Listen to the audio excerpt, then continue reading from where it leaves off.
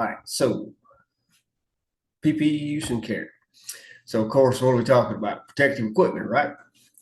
That's what old Fed OSHA says that if you have something that's dangerous at your workplace, your employer has to do something to keep you safe from it, right?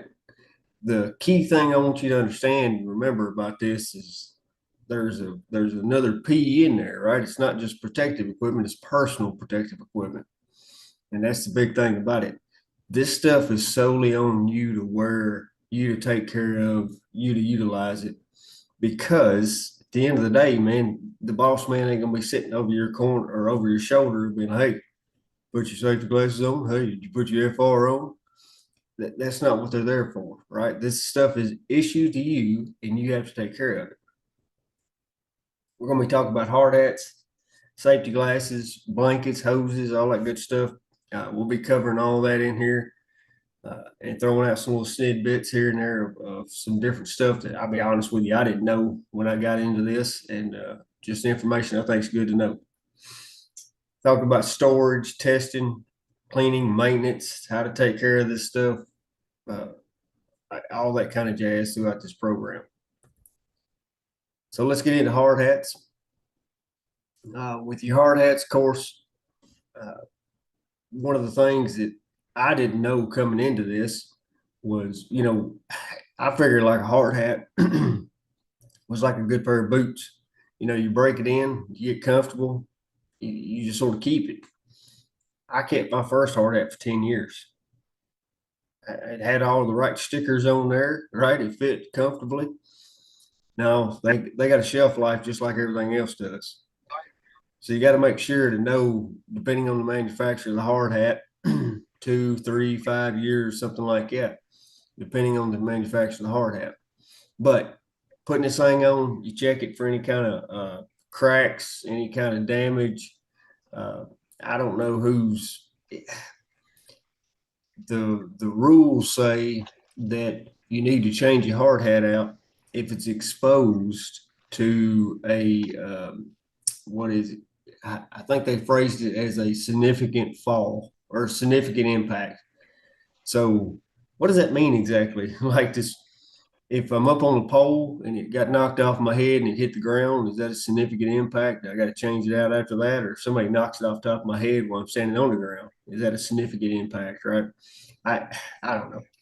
It's just one of them weird things.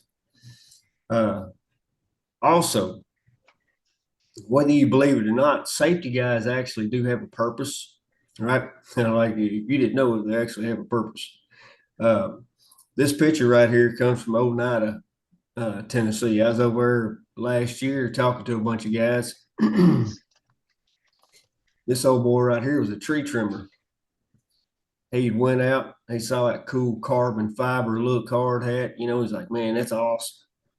So he went out and bought him a hard hat, took it to work, put it on his head. Problem is, being a tree trimmer,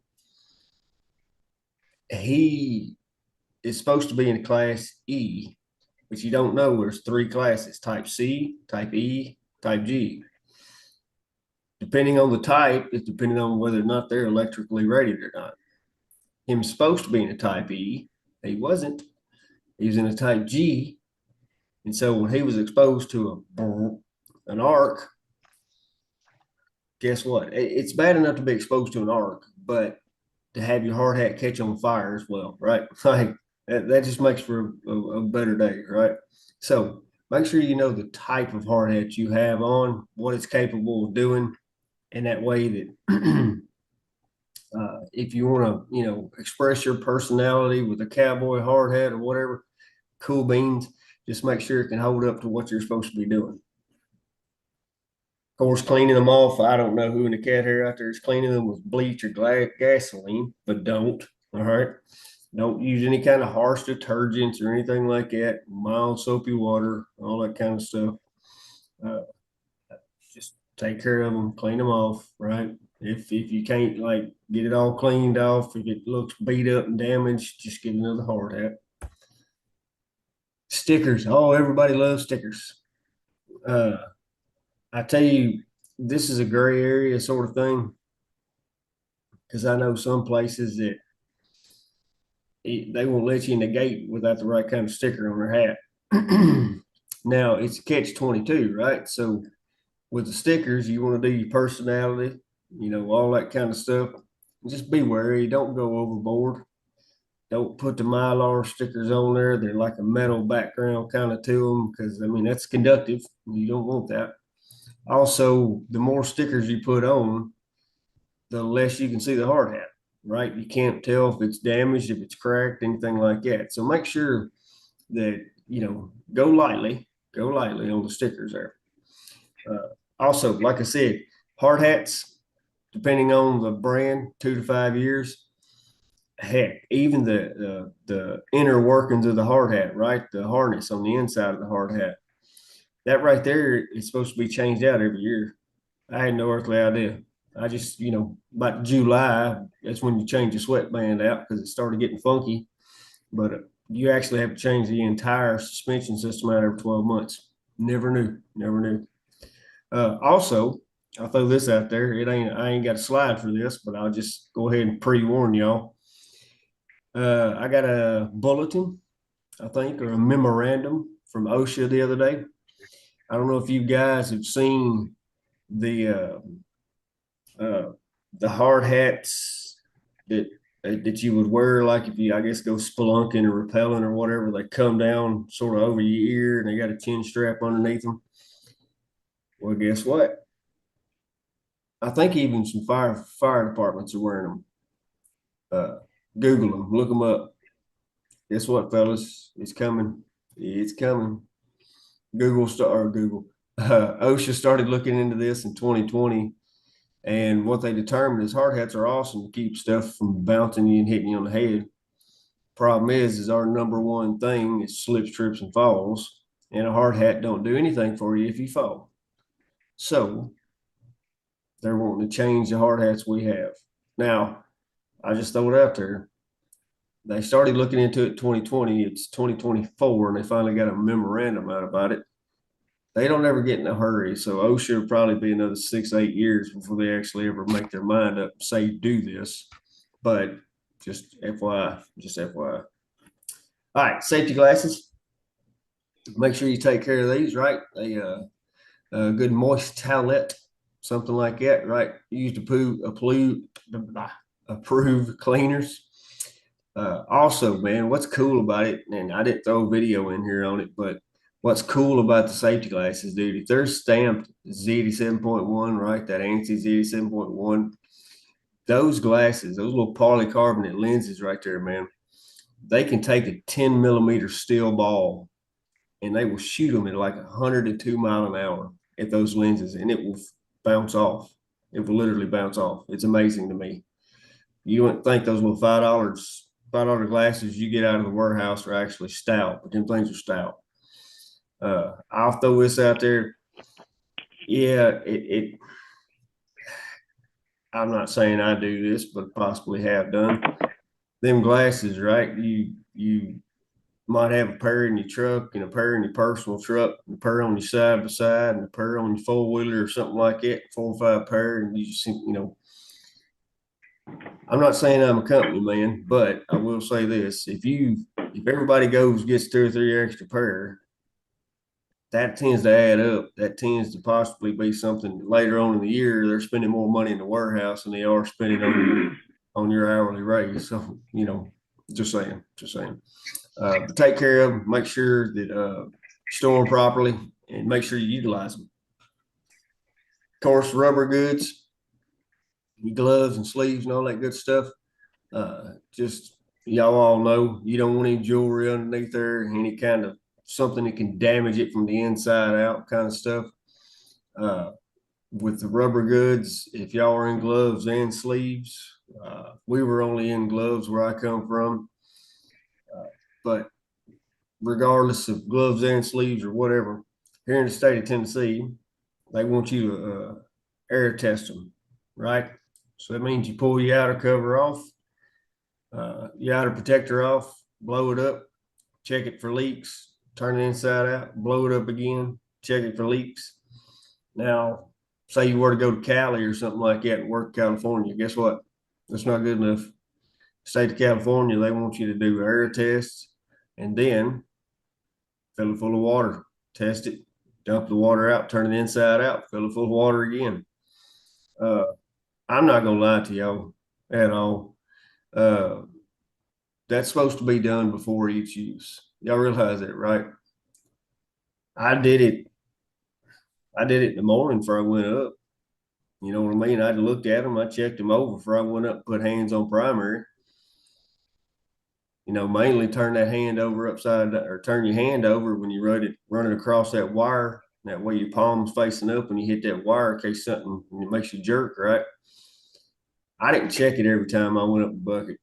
And it's just 1,000 reasons. I don't know why in the cat hair I didn't ever get caught doing it. But it's a good idea to actually test this stuff because it's just one of them things, man, it'll bite you in the butt at the wrong time. Of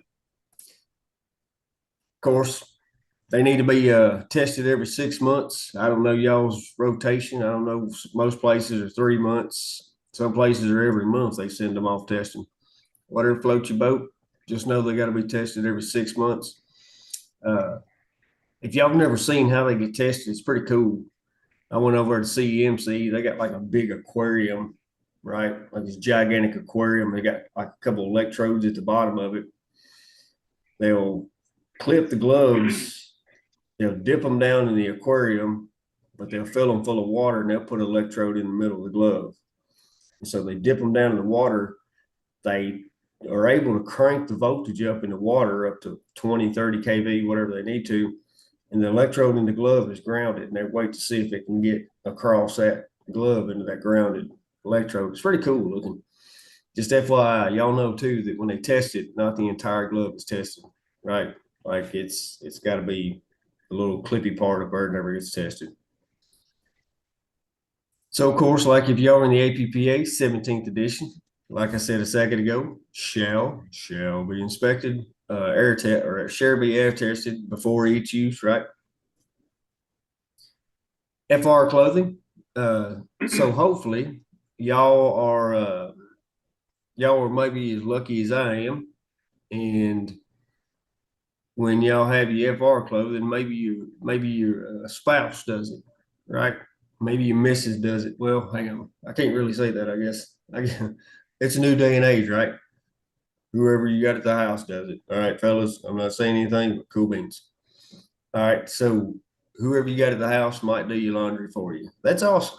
That's awesome. Or if you got to do it yourself, whatever floats your boat. Think about the FR clothing. Depending on the brand, depending on the manufacturer, they are designed to be washed in a specific way, which means that no bleaches, no fabric softeners, certain temperature of water, all that kind of stuff, right? No tallow animal fat soaps. But here's the big thing about it.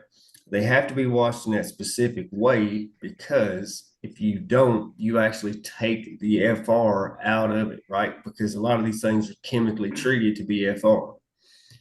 Depending on the manufacturer you got, if you read it, some of them say they're good for like 30 washes. Some of them are say like 30 wears, something like that, or 30 months, or yeah, something like that. And so you just got to figure out what kind of FR you got and what it says is good for. But best thing you can do is to keep it washed and taken care of exactly the way the manufacturer says, because I'd really hate for something to go on and then next thing you know, this FR that you're counting on is no longer FR, right? Hoses and blankets, depending on what you got to be tested every 12 months. Whether y'all send them off to CEMC or y'all get like Irby or somebody like that, or Torco or whatever. Also, one big thing we did, I'm just going to throw it out there. I did it. I never thought about it. When we go out there to work on underground, say we had to pull in a temporary piece of number two into a pad mount, right? We pop it open, scratch out the corner of it, and shove that little piece of flex underneath there. We'd hook it up hot. It wasn't no big deal. Well, we'd always, we protect ourselves, right? We take a blanket, a good blanket, and we throw it on the ground or right over the lip of the pad mount right there to protect ourselves from leaning over something or hitting our knees on something, that's a no-no. You can do that, but you have to put something underneath the blanket. All right. Make sure you put some kind of tarp, mat, something like that underneath the blanket. Also, if you go out there and you cover up lines for TVA crossings or something like that, I know we might leave them up there for a day or two or three. They would like to limit it to no more than 8 hour period, right? It shall not be left overnight unless authorized by a supervisor. Well, I don't think you're going to leave them up there just because you want to leave them up there, but try to limit it. That cuts down the corona damage, the ozone damage, and of course, try to store them in the appropriate plots. Y'all know as well as I do, right? You don't fold blankets. Blankets get rolled up or hung up flat. All right, y'all know that. Now, multimeters, we're going to throw that in there as a piece of PPE. Here's why. At maybe two or three transformer schools ago, we had a young fella come up there. I think he only been a month in the business, something like that. And literally come up there to the basic transformer school. I was showing him some voltages on a little bank, little coffee can banks. And I asked him to check voltage. He checks it. Well, I said, you got one more, homie. Where's that other spot you need to check that voltage at? He sort of backed up and looked. And then he walked over to the little coffee can transformer, right? And he stuck the black lead to the X1 and he stuck the red lead to the H1. Ooh. Mm, mm, mm. At school, we can laugh about that, man. Like at school, we can point that out. Great learning experience. In real world, sir, you could just, oh, right. I did not understand that. I guess if you stay around the business long enough, you just assume people know things. And that's really, really wrong to do. I'm not poking on anything from the younger generation or anything like that, but just make sure that they understand what they're doing when they utilize this stuff, right? So they understand that, that meter they might be holding is a category 2, category 3. So it's only rated to 1,000 volts or blah, blah, blah, right?